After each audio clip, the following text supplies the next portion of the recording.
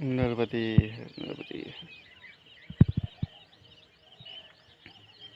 सुबह मैया का बहुत सुंदर दृश्य, तट के किनारे हरा भरा।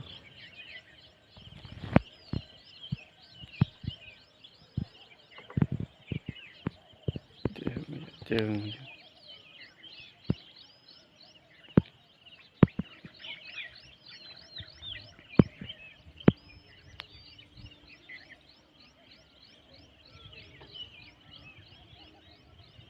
नर्मदी है।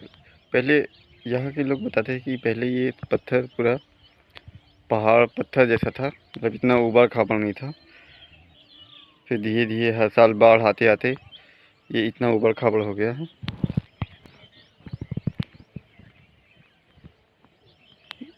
जिसमें विचित्र विचित्र तरीके से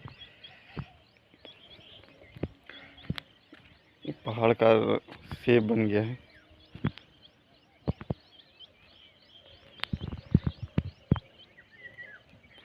आसमान में बादल और लालिमा भी है, हल्की हल्की। सूरज अभी निकलने वाला है थोड़ी देर में। जो मैया के किनारे इतने ढेर सारे पत्थर।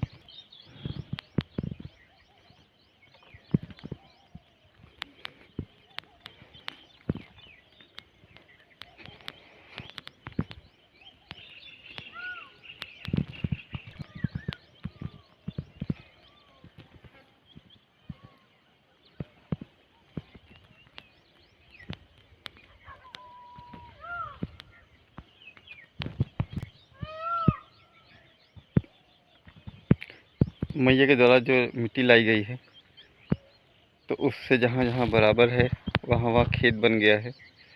खेती भी करते हैं, गेहूं की फसल भी थी इस बार।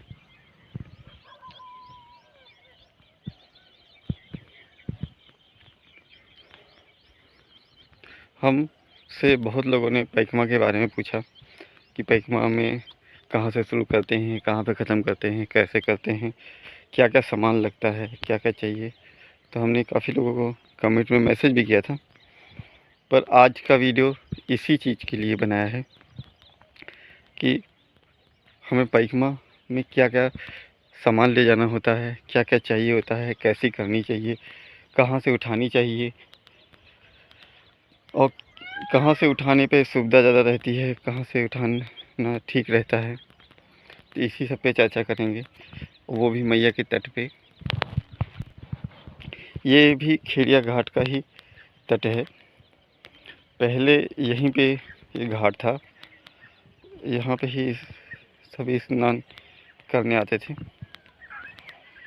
पर ये पत्थर एकदम टूटे फूटे हो गए, इसीलिए यहाँ पे अब कोई नहीं आता।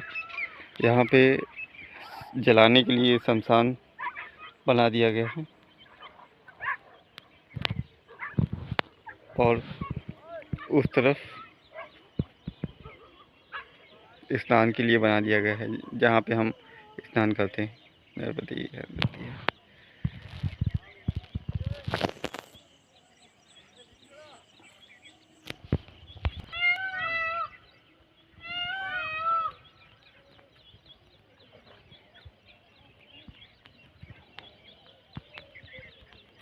ये जगह बहुत सुंदर है, स्थान भी बहुत सुंदर है।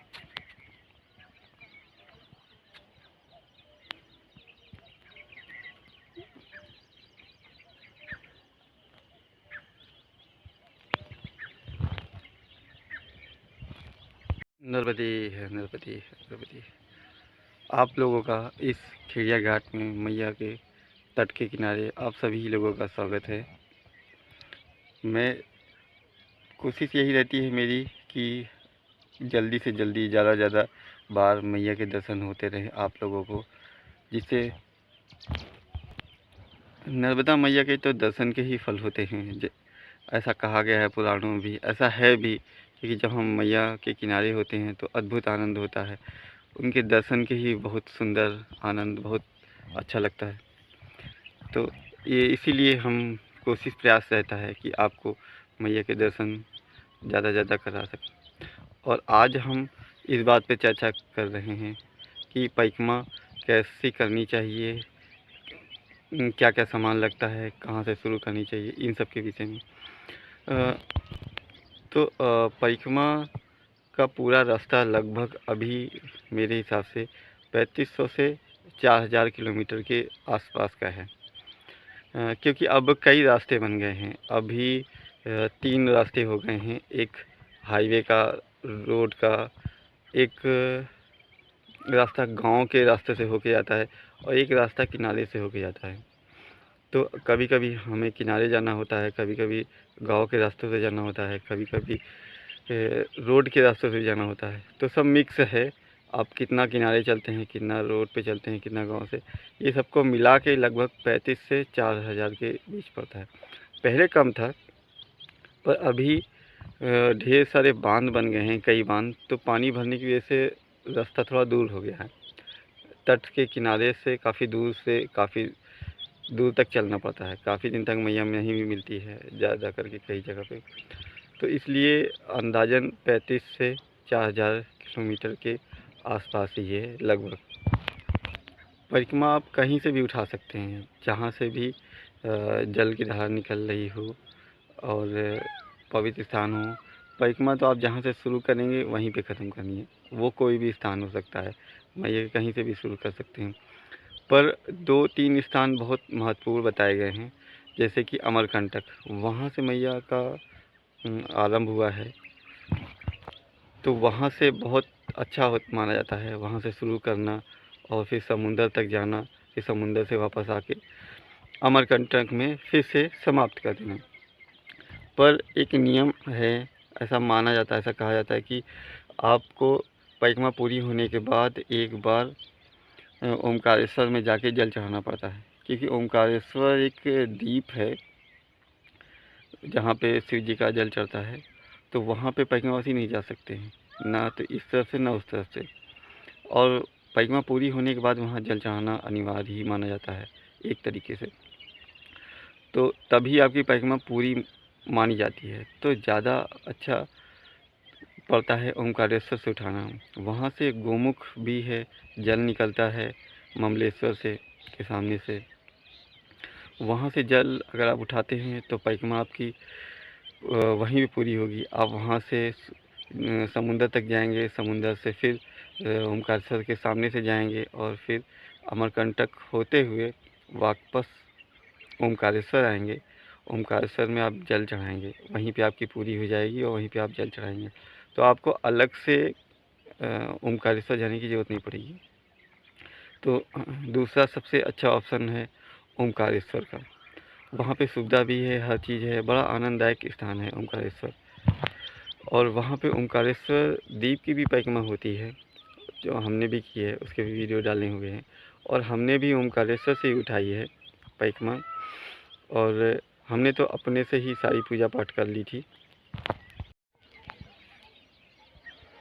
ओमकारेश्वर में ममलेश्वर के पास जहाँ गोमुख है, वहाँ से ढेर सारे पंडित और दुकानें हैं। सारी चीज़ें की व्यवस्था आपको वहीं मिल जाएगी। आप वहीं पे से उठा सकते हैं। बहुत सुविधा है, बहुत अच्छा है। आप पंडितों के द्वारा वहाँ की पूजा करवा सकते हैं और संकल्प ले सकते हैं। मेन कार्य पूजा का है जल वहाँ से लेना और पूजा करके मैया की और इष्ट देवता और स्थानीय देवता की संकल्प करना कि हम पैदल कर रहे हैं, हम ऐसे परिक्रमा करेंगे। यही चीज़ बस मेन है, महत्वपूर्ण है। आप उसको पंडितों के द्वारा भी कर सकते हैं, स्वयं भी कर सकते हैं। और मेन भाव है, अगर आप भाव से करते हैं तो किसी की ज़रूरत नहीं पड़ती है। और अगर पंडितों के द्वारा किया गया है तो और भी अच्छा ही है, क्योंकि उनको वो मंत्र श्लोक और बाकी चीज़ों से भी कर सकते हैं, तो वो भी शुभ ही माना जाता है। और वो तो इसीलिए वहाँ पे बैठे ही हैं, सूर्य देवता प्रकट हो चुके हैं। ओम सूर्याय नमः, ओम सूर्याय नमः, ओम सूर्याय नमः। अब आते हैं किस किस कौन कौन से सामान लगते हैं परिक्रमा में। तो एक तो सबसे मेन चीज़ है कि सबसे महत्वपूर्ण है मैया के प्रति प्रेम भाव, भक्ति भाव और बिना कोई स्वार्थ इच्छा के परिक्रमा करना। अब जब आप ऐसा करते हो तो मैया सारी चीज़ें आपको स्वयं ही उपलब्ध करा देती है। आपके पास कुछ हो या ना हो, इससे फ़र्क नहीं पड़ता है। आप बस जैसे ही परिक्रमा उठाते हैं, सारी चीज़ें आपको मिल जाती हैं। पर अगर आप कुछ लेके चलना चाहते हैं तो परिक्रमावासी ज़्यादा करके एक बिस्तर ले चल रखते हैं। बिस्तर नहीं होता है तो कंबल रखते हैं, और एक छड़ी रखते हैं, एक कमंडल और पूजा का सामान। बस मेन इतना ही है। और अगर कोई आपको पर्सनल चीज़ें चाहिए, जैसे दवाएं हैं या और कुछ है, तो वो आप वो भी रख सकते हो।